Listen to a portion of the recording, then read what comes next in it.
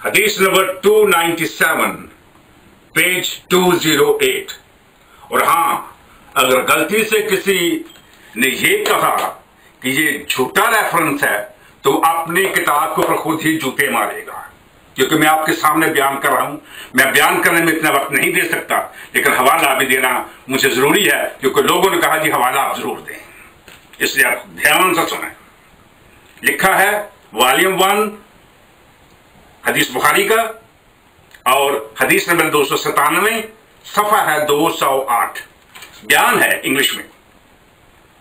Narrated Aisha, the Prophet used to lean on my lap during my menses and then would recite the Quran. The Prophet used to lean on my lap during my menses and then would recite the Quran. ये किरदार है मोहम्मद का।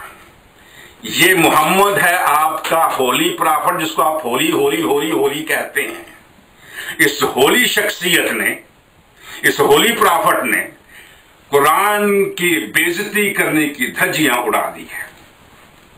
कुरान की धज्जियां उड़ा दी बेइज्जती करके। ये सबसे ज्यादा बेइज्जती दुनिया जहान में कोई ऐसा शख्स पैदा नहीं हुआ जिसने क्या कभी ऐसी हरकत की हो जो मोहम्मद ने की। अल्हम्दुलिल्लाह रब्बिल आलमीन वस्सलातु वस्सलाम अला सय्यिदिल मुरसलीन। आपने सैमी सैमसन या डर्टी क्रिश्चियन प्रीक की बकवास मुलाहजा की कि नबी करीम सल्लल्लाहु अलैहि वसल्लम पर किस धड़ल्ले से गुनाह का वो इल्जाम लगा रहा है। असल में कसूर इसका नहीं है। मैं अक्सर कहता हूं कि दीन इस्लाम को समझने के लिए बहुत बड़ा आलिम या बहुत बड़ा दानिश्वर स्कॉलर होने की जरूरत नहीं है। दीन इस्लाम एक आम अनपढ़ बंदे की समझ में भी आ सकता है, बशर्ते के क्या हो, हलाली हो। तो मौजू की तरफ आते हैं। असल में ये क्या कर रहा है कि ये हाइजा के यानी कि जो हैज वाली औरत है उसके जो अहकाम है वो दीन इस्लाम से बयान नहीं कर रहा, वो बाइबल की गलाजत को दीन इस्लाम में घुसेड़ना चाहता है। तो पहले हम हदीस मुबारका को देखते हैं, उसके बाद इस पे बात करेंगे। हदीस मुबारका है, ये बाब भी स्पेशली इसी पे है। बाब इस बारे में कि मर्द का अपनी बीवी की गोद में हाइजा होने के बावजूद कुरान पढ़ना जायज है। अबू वाइल अपनी खादमा को हैज की हालत में अबू रज़ीन के पास भेजते थे और वो इनके यहां से कुरान मजीद जुज़दान में लिपटा हुआ अपने हाथ से पकड़ कर लाती थी। अब ये जो हदीस मुबारका इसने कोड की, अब वही हदीस मुबारका देख लेते हैं। हदीस मुबारका है 297 बुखारी शरीफ में से।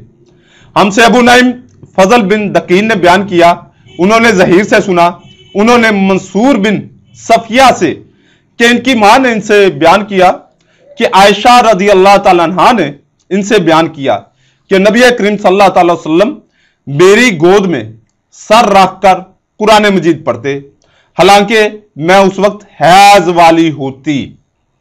तो ये यानी कि जो इसने दावा किया है वो तो आ गया कि नबी करीम सल्लल्लाहु अलैहि वसल्लम हजरत आयशा रजी अल्लाह ताला अन्हा जब हाइजा होती तो उनके गोद में सर रखकर कुरान पाक पढ़ते। अब ये इससे वो अपना बकवास कर रहा है कि ये गुनाह है। ये गुनाह किस लिहाज से है वो आगे मैं आपको बाइबल में से साबित करूंगा। बाकी इस्लाम में ये कतई गुनाह नहीं, इस्लाम में ये जायज है। और इस्लाम में हाइजा के बारे में जो अहकाम है, मैं 2 अहदीस सही बुखारी में से पेश कर देता हूं।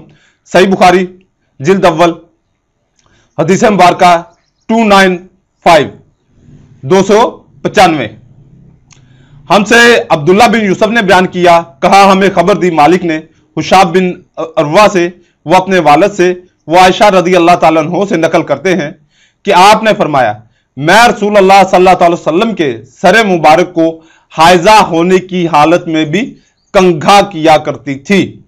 ये थी 295 हदीस। और यही हदीस, एक और हदीस मुबारका देखते हैं 296 296।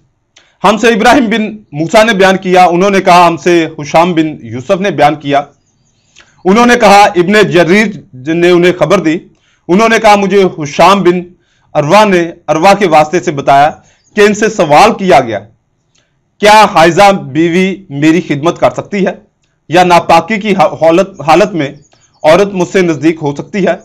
अरवा ने फरमाया, मेरे नजदीक तो इसमें कोई हर्ज नहीं है, इस तरह की औरतें मेरी भी खिदमत करती हैं और इसमें किसी के लिए भी कोई हर्ज नहीं, इसलिए कि मुझे हजरत आयशा रदी अल्लाह ताला अन्हा ने खबर दी कि वह रसूल करीम सल्लल्लाहु अलैहि वसल्लम को हाइजा होने की हालत में कंघा किया करती थी और रसूल अल्लाह सल्लल्लाहु अलैहि वसल्लम इस वक्त मस्जिद में मौतकफ होते, आप अपना सरे मुबारक करीब कर देते और हजरत आयशा रदी अल्लाह ताला अन्हा अपने हुजरा ही से कंघा कर देती, हालांकि वो हाइजा होती।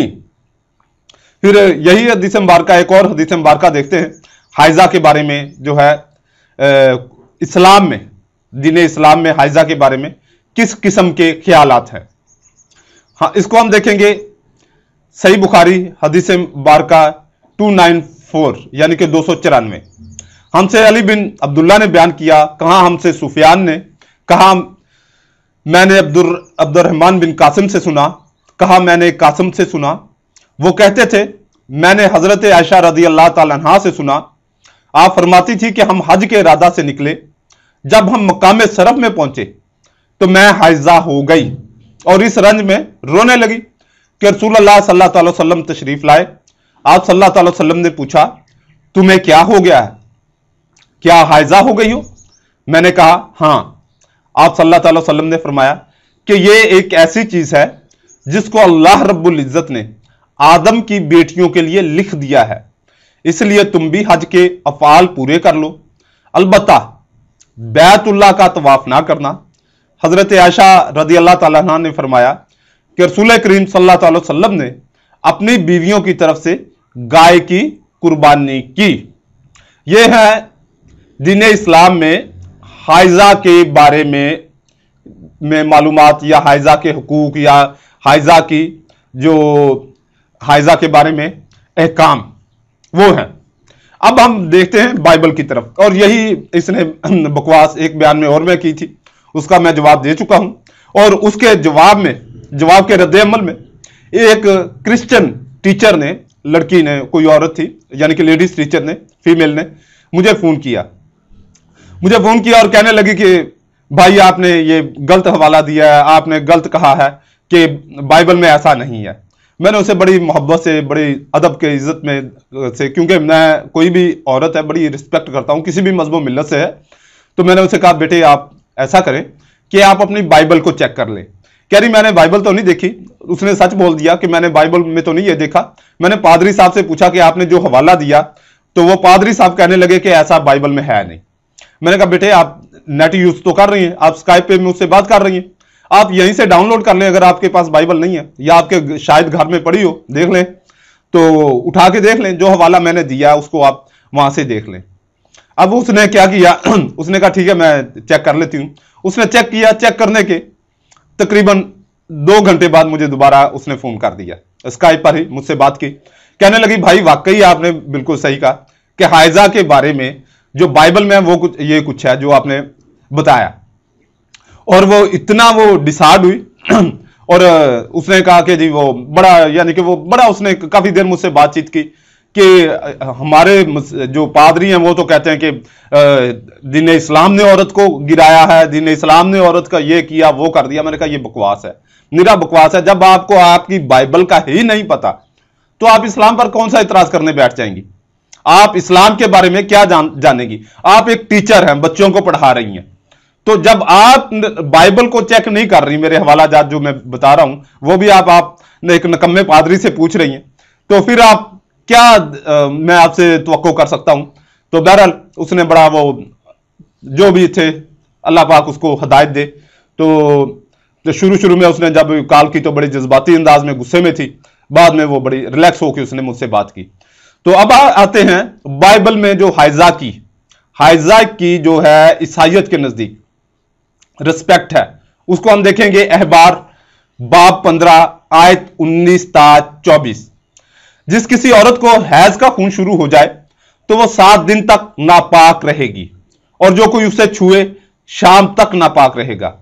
और हैज के दिनों में जिस चीज पर भी वो लेटेगी वो नापाक हो जाएगी।